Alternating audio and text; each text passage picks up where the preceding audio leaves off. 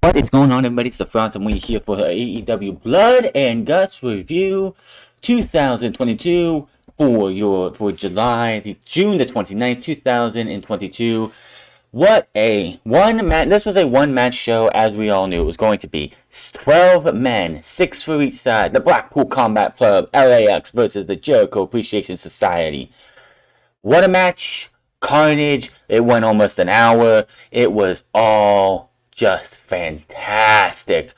On the bad side, though, it does look like that AEW has another injury, because when Santana got into the match, he went in to do some kind of power slam move or something, and he rolled off to the side and almost factored nothing left into the match after that. So they didn't say anything about him actually being injured, but from what it seemed like, because the end of the match, everyone, like, after the match was over, the winning team, like, the Blackpool Combat Club won. That obviously was what was going to happen. But everyone climbed up to the top and celebrated up top, except for Santana. So, I don't know what the injury is, but yeah, that's not good. With the mounting injuries coming out of AEW, do like over and over. We just have another one. Looks like it hits the list. So damn. But before we got to Blood and Guts, we had Orange Cassidy versus Ethan Page, as well as the Women's Championship, the TBS Women's Championship on the line, which was absolutely atrocious. And Christian Cage has some words to say before a match that he requested. So we'll talk about all that. So Orange Cassidy makes his way to the ring with new theme music, or if you knew him from the indie scene, his old theme music. I do not have the name in front of me, but yeah, it got a big pop. I know JD from New York asked Tony Khan about this being leaked and seeing the rumors and news about the theme coming to AEW, which, yeah, Tony Khan was not too happy about that at all. And yeah, so he comes out to his theme, and Dan Lambert and Ethan Page come out, and Dan Lambert's like, listen, this isn't like an election or something. We have rules here, and unless you can actually get these guys and like give us papers that these guys are certified managers, they need to hit the bricks. So that's what Dan Lambert's going to do tonight. He's just going to be that kind of a dick. And by the way, the best friends switch are back together. It looks like the Roppongi Vice thing was just to get us to Forbidden Door, and that's done and over with for now. I'm sure we'll see Roppongi Vice in AEW down the road. So we have our first match here. Double rings are, of course, out there, which will be used for Blood and Guts and on Rampage. We'll get to that later. Lambert starts off by trash talking Orange Cassidy as Ethan Page makes his way to the ring. And, of course, Chuck Taylor and Trent Beretta got thrown out wearing tie-dye jumpsuits. What the fuck? I don't get the whole thing, but it was something. Good to see the best friends, of course, back together after a couple months of Roppongi Vice dominating the Trent's time, I should say. Trent Beretta's time. So, yeah. That was that. Cassidy picks up the Page, hitting a drop kick to Page as he reverse hip toss and dives to the outside to keep up the attack. Back inside, Cassidy connects with the crossbody, but once again attempts at a body slam. Doesn't work. Page shows the strength advantage with a body shoulder tackle, which sends Cassidy flying. With Orange on the outside, Lambert takes the time to mock him. Even does some of the light kicks himself, while Ethan Page, of course, distracts the referee. Page tries for the Razor's Edge, but Cassidy blocks it by putting his hands in his pockets. Then he encounters another attempt with a Hurricane Rana into a turnbuckle. Lambert gets involved by grabbing his boot, and then allows Page to slap Cassidy and then lift him up for the top turnbuckle to hit a power slam. Cassidy keeps fighting, but hit a stun dog millionaire and spinning DDT, which almost gets the victory. Lambert then gets on the apron. This was good. And Lambert, of course, came out with a bottle of OJ. So he gets on the apron, and Cassidy goes over and starts doing light taps. He's like, I'm pushing. He's just going to push him, and push him. And then he looks like he's gonna wind up to do something, and just like Dan Lambert like ducks and he grabs the orange juice, takes a swig, takes a drink of it, gives it back to him, hits an orange punch, two orange punches on orange punch on Ethan Page, then does the Muda like misting of the misting to Dan Lambert, hits another orange punch, power slam, 1, 2, 3, and Orange Cassidy picks up the win. The best friends do that, give the people what they want afterwards, and that was that. It was a good match, very good. Orange Cassidy rebounding, of course, from his loss to Will Ospreay at Forbidden Door, which I don't have a Forbidden Door review up. I was going through some stuff for the weekend, and I'm not going to go back and review something from a couple weeks ago. So, yeah. So after that, we go to commercial break. We come back. By the way, I was privy enough to watch the UK feed of this show, so I got to see every match start to finish. And trust me, if you want to watch Blood and Guts and you want to get the good full experience of Blood and Guts, go on one of these like websites that show that you can download these episodes of AEW and watch that entire match. It is so worth to watch from start to finish in start to finish with no commercial breaks. It is so much better than having to watch picture in picture. So yeah. But Christian Cage comes out and Tony Schiavone's like, I don't know what you can add that you are after everything you said last week. Of course, he wants to he wants to talk. He says last week he's trying to talk and say that the upper management wanted him to come out and apologize, which Tony Schiavone is like, okay, that makes sense, for pretty much attacking Jungle Boy's family, but mostly zeroing in on Jungle Boy's family. And he's never apologized for anything he's ever done in his life. He says he's sorry, Jungle Boy. I'm sorry that your entire family isn't dead, so they had to watch him end Jungle Boy last week. Then he reiterates, let me reiterate that. Everyone but your mom puts his hand over the mic and then puts the fingers up and is like, call me. This was fucking awesome. And he takes the mic and says, you're probably wondering why I'm out here in street clothes when I asked for a match. But I never said it was going to be for me. Some new music plays. Out comes Luchasaurus from the heel tunnel. He is dressed in all black. His mask looks more monstrous, more like a monster. It's all black. The horns look sharp. He looks fantastic, and he goes out there and squashes Serpentico in about 45 seconds, I should say. 45 seconds. He squashes this poor man. I was hoping they would have had him take the mask off and expose him as John Cruz, which that's who Serpentico is. That's, if you don't know that, I don't know what to tell you. Check his cage match.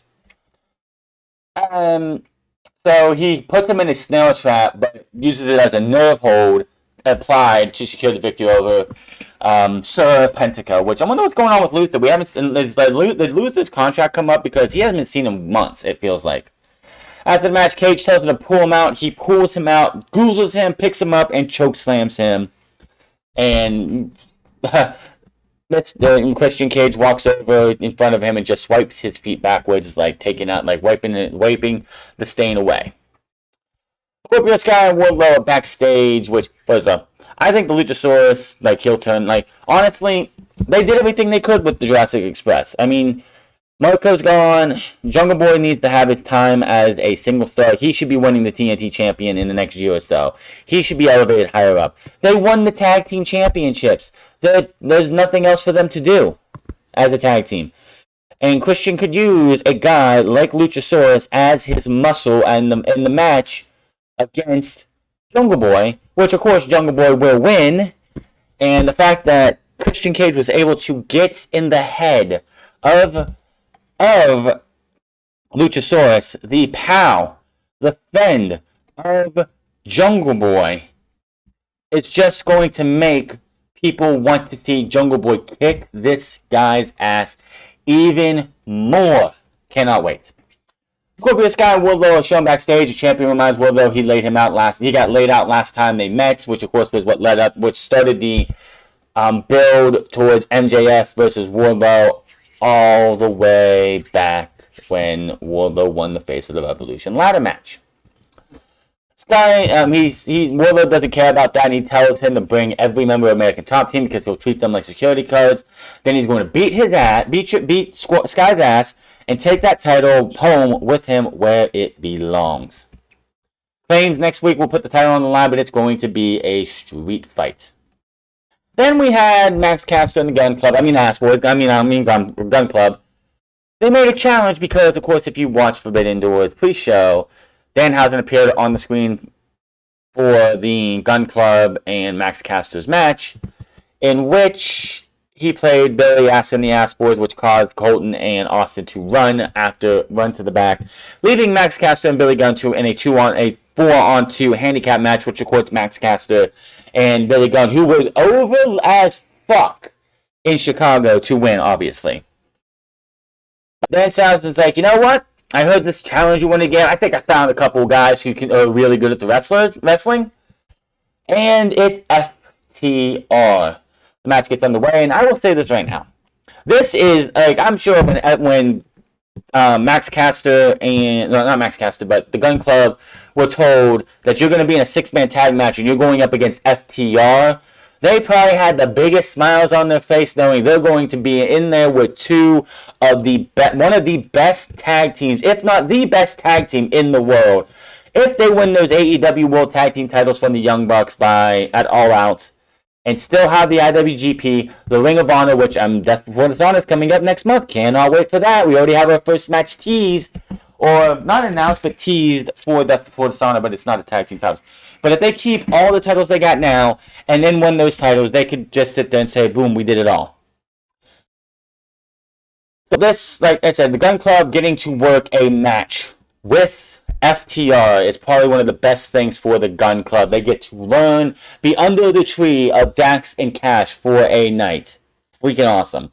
I'm sure they go up to these guys all the time and get advice from them as it is. I mean, yes, Billy is their dad, but still, it's always nice to hear a different voice when it comes to advice and everything. So the match gets underway. Austin and Cash start the match with Gun Club starting. Austin getting the best of the first exchange. You have to. Cash turns it around and he spanks his opponent, adding insult to injury. Dax then comes in and starts lighting up Austin with chops. Danhausen gets involved, and it allows him the heels to take advantage as Colton comes in, but he gets sent flying with the Hurricane Rana as Max Caster and Austin then get taken down, but the distraction allows Colton to nail him with a clothesline.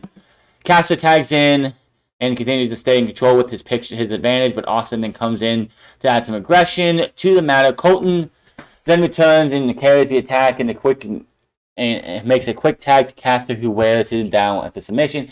He gets a moment break with some offensive moves on his own, but then number games provide too much for him. Danhausen finally makes the tag though, and I think it was Dax Harwood comes in hot in the crowd. I was like, I got to watch UK footage of this, so yeah, Danhausen was going to be the guy taking all this beat down in the commercial break, and I'm like, man, when we come back from commercial and Danhausen gets that fucking tag on Dax or Cash, this crowd is going to pop. And this crowd popped for Cash Wheeler, for Dax Harwood coming in. So that tag, they hit the stereo German suplexes on the Gun Club. They hit stereo German suplexes, but Cat and Dax held on and did like 5 or 6 on, I believe it was Austin Gunn. Danhausen returns, hitting a pump kick to Austin, and he looks to put him in a GTS, but Billy Gunn distracts the official. Allows Anthony Bowens to get out of his wheelchair, gets into the ring, tries to smash him in the face, but misses to connect with Austin. FTR pulls him out, while Danhausen picks up the win, and Danhausen and FTR pick up the win. So, they're going to make it seem like, and you can always have a build up like, oh, he was faking the entire time. No, he was actually legitimately injured. I bet you he got cleared this week. I bet you he got cleared this week to get up and walk around. So, yeah. After the match, the Gun Club and Acclaim argue about this situation, which leads to Billy shoving his boys away. They walk away, and it looks like Billy Gunn has denounced his sons and made Acclaimed his new boys. A low-level feud between the Gun Club, between the Guns and the Acclaimed. Oh boy, the rap should be great. The raps should be great. Jay Lethal's group of group then appear and they challenge Samoa Joe for the ROH Ring of Honor Championship television title match at Death Before Dishonor. And Satnam Singh got the final line saying that Jay Lethal is going to kill Samoa Joe. So that looks to be our first of what will be many matches at Death Before Dishonor. Samoa Joe versus Jay Lethal. Of course, Samoa Joe is either A, out with an injury, or B, I've also heard that he is shooting a movie or being a TV show, so that's why he was written off TV. I don't know which one it is. I see some people say an injury. I'm seeing some people say it's like him working in Hollywood for a minute, but either way, Jay Lethal versus Samoa Joe, Death Before Dishonor will be a banger. I guarantee you, that's going to be fucking awesome. Also, another match, I'm gonna get into Death Before Dishonor right now because it is on the 23rd of next month. 3 matches are like pretty much already set in stone for me. Daniel Garcia last night on Dark after Yuta defended the championship. Beat like him and Matt Menard and Angelo Parker came out because this was done in Universal, so Daniel, like no one else in the Blackpool Combat Club was going to be there. Beat down Wheeler Yuta, and Daniel Garcia said he is going to take his pride after Blood and Guts. He's going to take his title and held up the Ring of Honor Pure Championship. So it looks like Daniel Garcia versus Wheeler Yuta at Death Before Dishonor for the Ring of Honor Pure Championship, and that will be a fucking great match. And then another match that they're doing that's going to happen that they're taking a very interesting approach by is having Mercedes Martinez and Serena Deeb team up in tag team matches and doing anything you can do, I can do better type of gimmick, which in my opinion is going to lead to Death Before Dishonor with Serena Deeb challenging Mercedes Martinez for the Ring of Honor Women's World Championship. That is 3 title matches right there. Samoa Joe versus Jay Lethal, Daniel Garcia versus Wheeler Yuta, and Mercedes Martinez versus Serena Deeb. Death Before Dishonor, if those 3 matches are finalized, it's already looking to be a banger of a show. I can't wait. I wonder who FTR is going to face. I wonder who Jonathan Gresham is going to face. What's Brian Cage going to do? What is Tully Blanchard Enterprises going to do on this show? And I hope by the time we get to Death Before Dishonor that on Death Before Dishonor we get the announcement of Ring of Honor Television on TBS or TNT Friday afternoon. I'm guessing on that, but I fully expect some kind of announcement of the Ring of Honor TV deal at Death Before Dishonor. That's just that's a month. That's a little under a month away. We are 4 weeks away, right? Let me see. Death Before Dishonor. If I can get my calendar, Death Before Dishonor is 1, 2. Yeah, like we're 3 weeks away from this Saturday from Death Before Dishonor. And we already have possibly 3 matches, which I'm saying that's what they're going to have going on there. Jay Cargill versus Layla Gray. This was a nothing burger match. Jay Cargill, of course, wins. Having squash matches for your champion to wrestle for the championship doesn't do great value for your championship. Jay Cargill should have never been the women's TBS championship. She should have not have been. Honestly, in my opinion, Serena Deeb should have been the first one to win that championship. You had a storyline baked in immediately. Hikaru Shida could have came back and challenged her later down the line after a couple good defenses, maybe on All Out this year, and all that, and you could have had those 2 go on. But they went with Jay Cargill, and the title reign has been the drizzling shits. Very few and far between matches. Jay Cargill wants Stoker Hathaway to find her some competition. He grabs the mic and he's like, well, somebody, they put an open challenge up for this title match tonight, and the person who accepted the championship match doesn't even work here. Doesn't even have her W-2 filled out. It is like, Athena and Statlander, you're not overlooked. You're just lazy. So Athena and Chris Statlander come running down. They fight them. Stokely Hathaway's outside with Layla Gray. Pretty much tells her, this is like go up there, help these girls, help my girls. It's your time to shine. Show them what you can do. She does that. She helps them out, get the advantage, and then she goes to shake Stokely Hathaway's hand, and Jade Cargill smacks it away, says some words to her. So does Kiera Hogan, and Layla Gray just has this look of intrigue on her face. Young Bucks point out how nobody's clear to wrestle right now. Brandon Cutler's not here. Adam Cole's injured now. Kyle O'Reilly, Bobby Fish are all injured. Kenny Omega's injured. They're all on their own, but they got the tag team championships. And then Matt says the Forbidden Door is not closed. It's open just a little tiny bit. As Hiroki Goto and Yoshihashi want a shot at their titles, he's heard. And they will compete against the Young Bucks this Friday night, being taped tonight. And if they beat them, they will consider them for a match down the line. First off, that's awesome. It's great to see that we are still having some New Japan Pro Wrestling stuff happening. That match on Sunday, for Yoshihashi and Goto was the first time I've actually seen Yoshihashi and Goto wrestle, and I loved it. That was great. Those guys went out there and just looked awesome. I will say, of all the tag team matches, all the New Japan tag teams that came over, Desperado and his tag partner against Swerve in the Glory was honestly, I think, the best pre-show match of all four. Just gonna put that out there.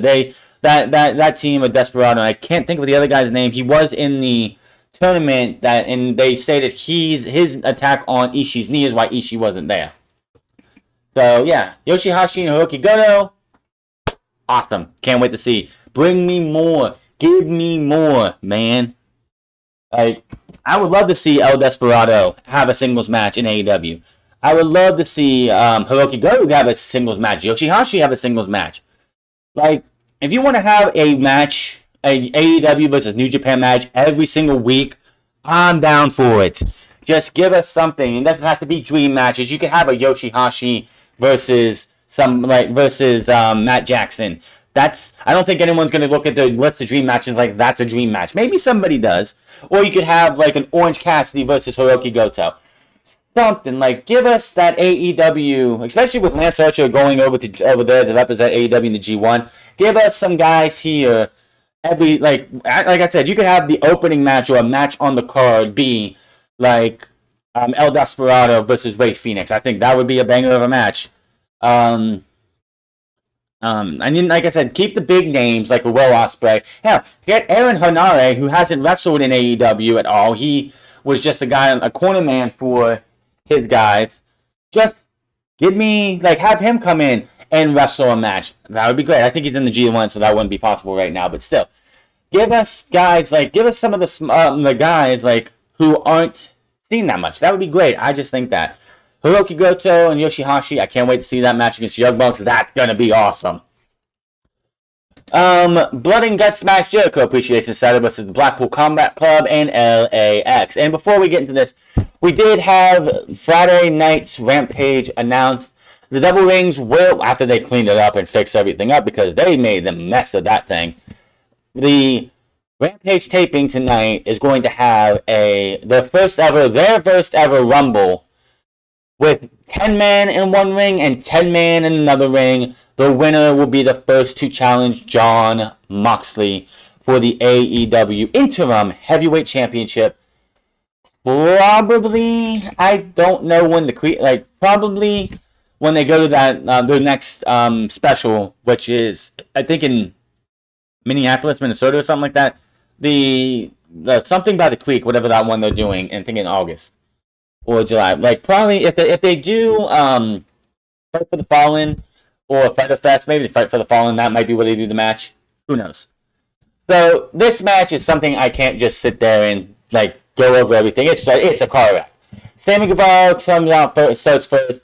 Now they had a door on each side. You had Jericho Appreciation Society towards the barricade. You had the Blackpool Combat Club and LAX on the other side, and they had one door each side, so each guy came in. I saw people oh, that's just a little detail. I'm like, That's class. That's how War Games was.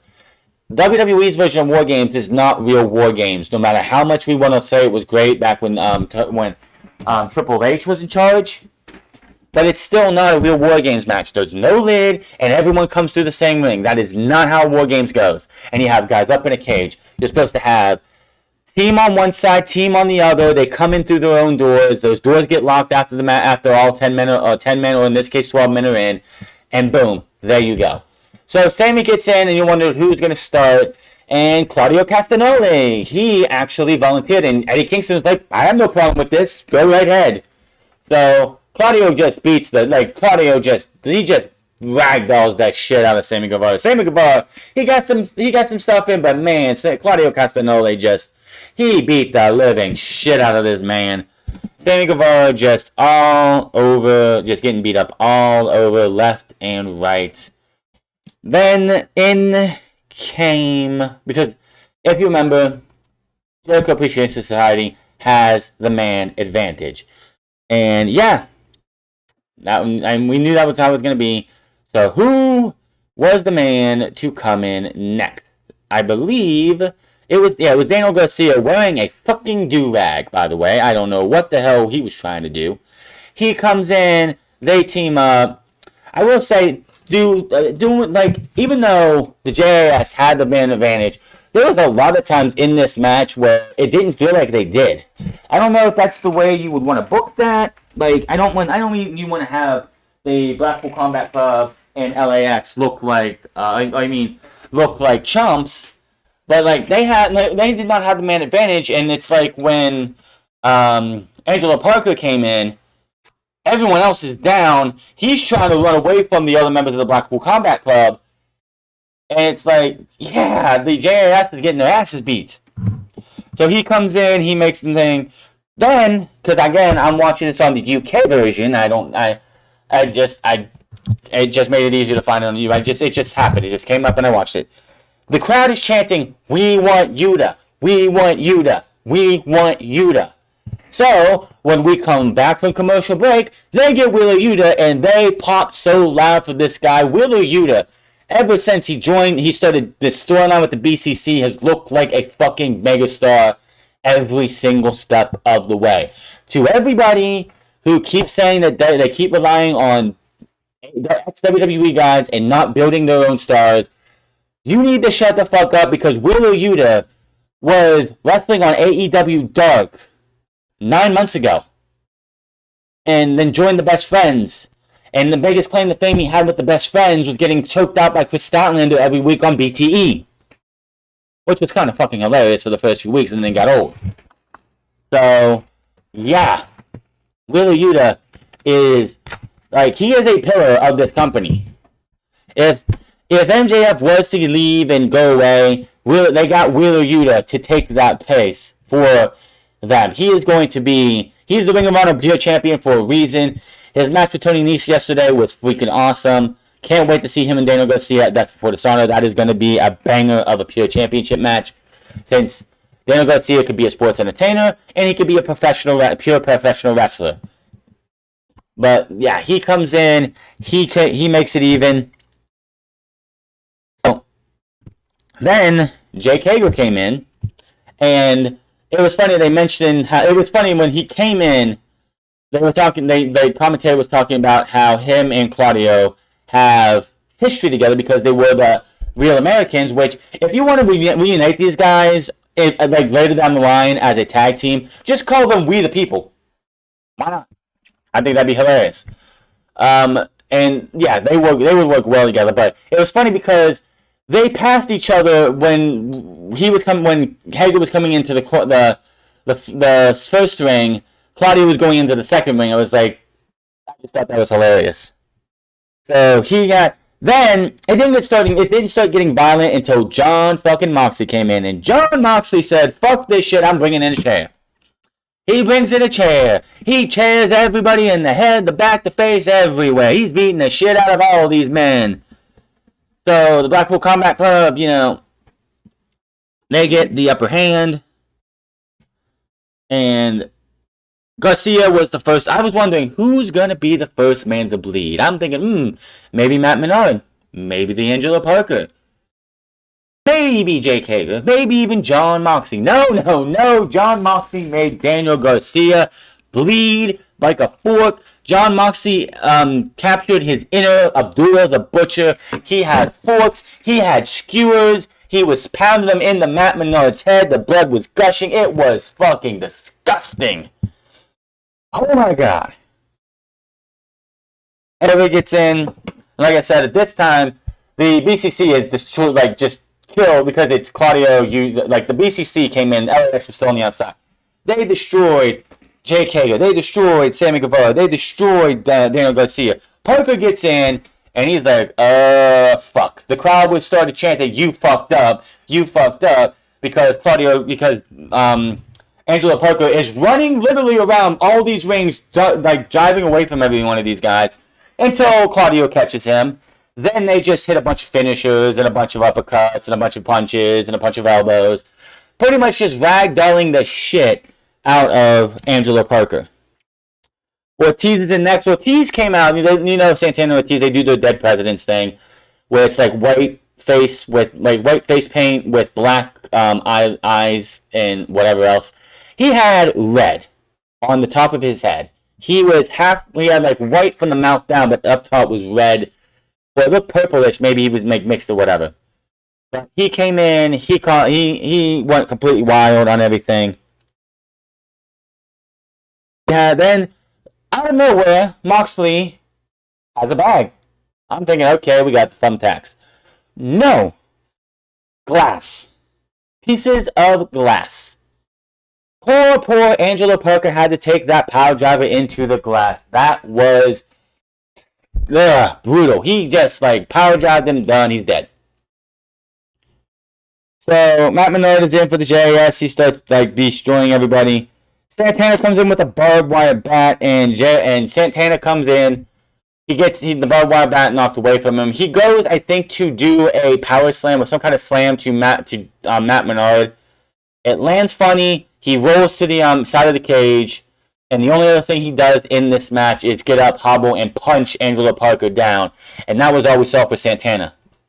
Then, I don't know what the hell happened here, but the next thing I know, Angelo Parker is outside the ring on the middle post that connects the two cages, sitting laying back like if someone took a pig that's bleeding and hooked it up in a butcher shop. That's what Angelo Parker looked like. He's having blood drip down everywhere.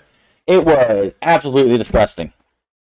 I was like, how in the fuck did this man get out here? Jericho finally comes in. He brings Florida Course. Big Eddie Chance. He's just chomping at the bit. Of course, the rules for them, they changed. They had a little bit of rules difference, I think, this year. I think last year was 5 minutes and then 2 minutes for everyone else.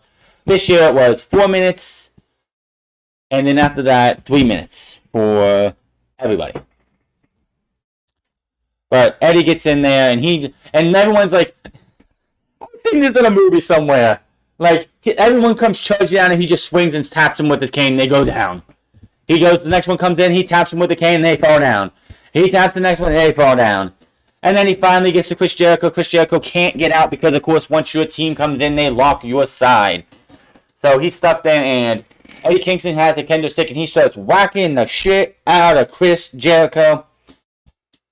And then he produces some rubbing alcohol. Jake Hager talks him out before he can do anything with that. Later on, Jericho was dead for the majority of this match. He didn't do shit for the majority of this match, but somehow the rubbing alcohol ended up on the outside, and Tay Conti had to push it through the cage to get it to Jericho. Because I think what was supposed to happen is Jake Hager was supposed to knock Kingston out, knock him over, and the rubbing alcohol was supposed to land by Jericho, but it didn't. Somehow it ended outside the cage. This cage was possessed or something, because like I said, Angelo Parker is on the fucking middle beam, just hanging there with blood dripping down his head. And then this thing happened. It's like, what the fuck am I watching? But then we get more. Then we get 2 bags. This time it's thumbtacks. Yes, sirree, it's thumbtacks. Yeah. We're getting close to the time limit, like end of the show and everything, and Jericho tells Ty to do something, and the next thing you know, Aubrey is laid out, and Tay Conti has the key to open the cage. When Ruby Soho runs down, and if you watch the video package before the match, Ruby Soho gave a testimonial that she's one of the few people Eddie Kingston can trust. We have a cat fight, they get taken away. Jericho is able to climb to the top of the structure, and then Eddie Kingston slowly gets up there too. They fight for a bit. Eddie Kingston is going to kill Chris Jericho by throwing him off the thing, Undertaker Mankind style. Sammy Guevara that was climbed up eventually stops that. Sammy gets beaten down by Eddie Kingston, and Eddie Kingston just takes him and lightly tosses him. He does a flip and lands onto a stack of tables covered by the timekeeper's area. So it's down to Jericho and Eddie Kingston on top of the structure. Eventually, Jericho gets the wall to Jericho in. Claudio comes in, stops that. Matt Menard comes in, and it comes down to Menard makes the save on Jericho. Kingston locks in a submission. The way he beats Jericho at Revolution. But fucking Claudio did 5 swings on top of the cage. Holy shit, what the fuck's wrong with him? He puts Matt Menard in the sharpshooter while Kingston is cranking away, and Matt Menard taps out, giving the BCC and LAX the victory. But then Kingston's like, what the fuck just happened? What the hell? I didn't make it. What the fuck? Kingston was not happy. He wanted to be the man to win this and humiliate Chris Jericho on top of this. And you could just see the utter disappointments in Eddie Kingston from there on that. And like I said at the top of this thing, after that, everyone from the BCC and LAX, minus Santana, climbed up, celebrated, all that stuff. And last thing we see is Eddie Kingston blowing kisses to the crowd and pretty much just in his own way, thanking everybody for coming to watch this brutal main event, which was absolutely fantastic. Like I said, if you really want to get the full love and joy of this, go to one of these watch wrestling sites or whatever it is, download the final hour of the show from the UK. Make sure to get the UK version because they don't have commercials. And watch this entire match without commercial breaks. You're not going to want to, you won't regret it. This was a fantastic match. Definitely beats last year's, especially with that shitty ass finish the way they did last year. This was great. I don't think Jericho needs to be in another Blood and Guts. He's 0-2 in that. I don't want to see him in another one. I think this was great. I don't know. Honestly, I think next year needs to be AEW versus New Japan Pro Wrestling Blood and Guts. Bullet Club versus whoever the fuck you want to do from the AEW. You could have, I wouldn't say Jay White because he's probably going to be a top spot, but I'd say the Good Brothers, absolutely. I would have the Good Brothers if they're still doing Bullet Cut stuff by then. If Chris Bay's still there for the for Impact Wrestling, get him over here somehow. I know they had a deal with Impact Wrestling, so get Chris Bay if he's still part of Bullet Club by then. I'd say 5 people each or whatever. So Good Brothers, that's 2. Chris Bay's 3. I mean, El Phantasmo was fantastic in his match at the pay-per-view, so El Phantasmo. Chase Owens, maybe. If